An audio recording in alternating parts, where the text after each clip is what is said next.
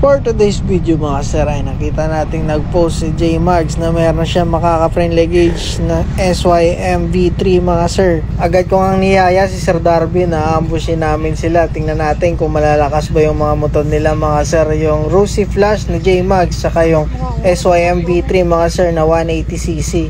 Kaso nga lang, pagdating namin ni Sir Darwin, wala na sila mga sir. Buti na lang, nahanap natin sila nagtatago dito sa may bukuhan. Si J-Mags na lang yung naiwan mga sir. Umalis na yung SYM V3 na 180cc mga sir. So niyaya ko na lang si Sir J-Mags na pumunta sa may bypass road sa Barotac Nuevo mga sir. Magdidigmaan kami. 5 kami yung pupunta sa bypass road mga sir. Bali 4 kami naka Raider FI tsaka isang Peking GTR mga sir. Di joke lang. Isang Flash 150 mga sir. Stock lang yung kay J-Mags. Naka rim set lang mga sir. Naka open throttle body.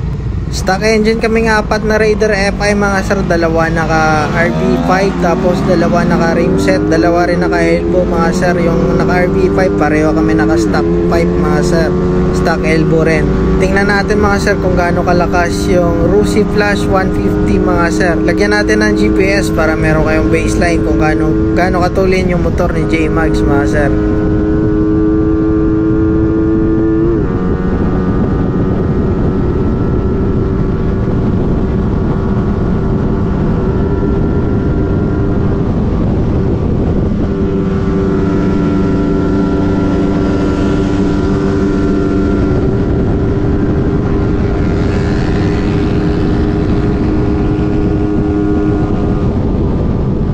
Round 1 mga sir, no, nang yumuko yung Raider FI tapos yumuko rin sa J-Mags mga sir. Yung takbo nila 120 pa lang sa GPS. Intro pa lang yan mga sir. Tingnan natin mamaya sa mahaba. Tingnan natin kung gaano kalakas yung motor ni J-Mags. Kung makakasabay ba talaga sa Raider FI na King of Underbone mga sir. Or yung Rusi ni J-Mags na King of Copy mga sir.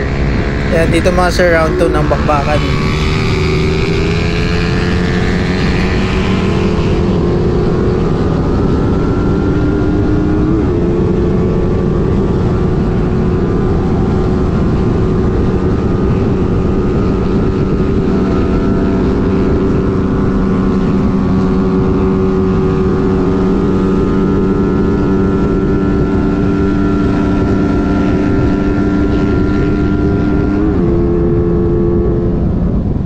Hindi nakabuelo si J-Mags mga sir. Alanganin sa kaharap niyang Raider FI mga sir. Hindi siya naka-overtake. So nag-release siya ng throttle mga sir. At dito nakabawi. Nauna siyang nagpiga mga sir.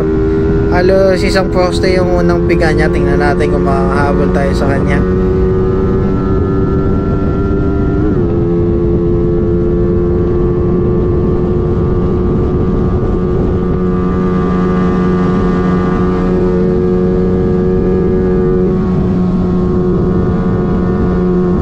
Habol pa rin mga sir kahit nauna pa siya ng isang poste mga sir.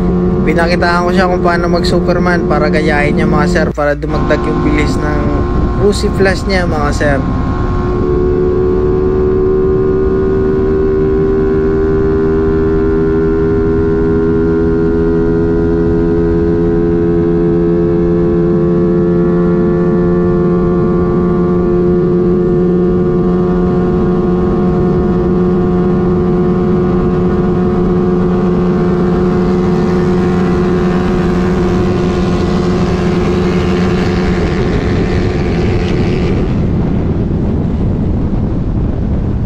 Nakita nyo naman mga sir, nakaupo lang kaming 3 Raider FI tapos si J-Mags sa likod nakadapa na. Patulin talaga yung Raider FI mga sir. Pag all stock yung usapan mga sir, napakalayo talaga yung ibang 150cc na underbone sa Raider FI. Kaya nga tinawag itong King of Underbone mga sir. Wala pa kasi nakakatalo sa Raider FI kung top speed yung pinag-uusapan. Kaya nga yung iba naka Raider FI pati big bike kinakalaban mga sir. Kasi yung mga 150cc hindi talaga pananalo sa Raider FI.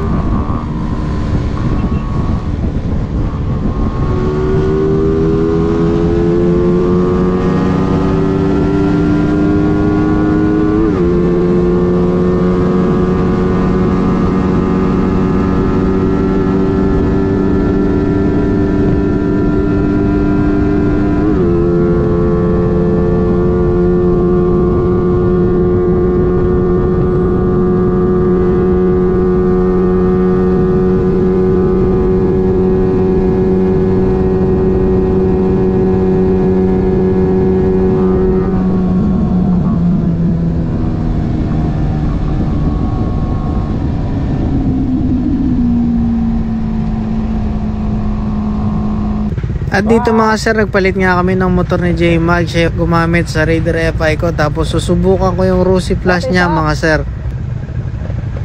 Kupal ka ba?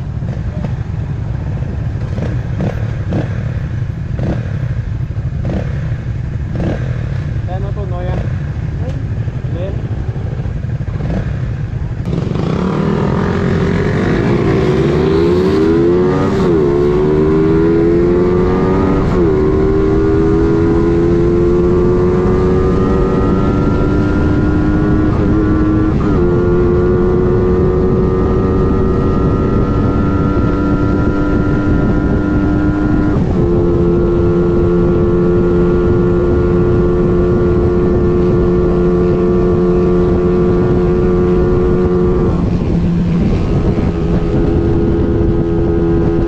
Di pa rin kaya mga sir, kahit ako na yung gumamit sa Rusi ni J-Max mga sir, hindi ko pa rin kaya habulin yung stock na Raider FI. Si Sir Darvin naman tsaka si J-Max yung nagpalit ng motor. Si Darvin yung gagamit sa Rusi ni J-Max. Susubukan niya kung mag-improve yung motor, kung siya na yung gagamit mga sir, kung kaya nang habulin ng Rusi Plus yung Raider FI.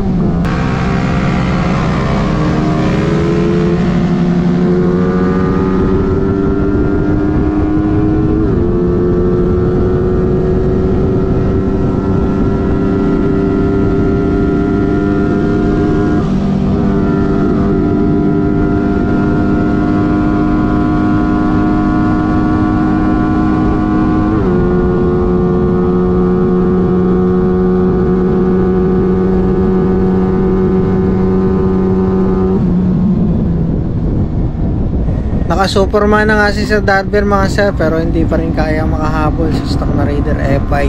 Kailangan na talaga tanggapin ni J-Max na hindi talaga mananalo yung Rusi niya sa Raider FI mga sir. Napakalakas ng Raider FI, kaya nga king of Underbolt mga sir.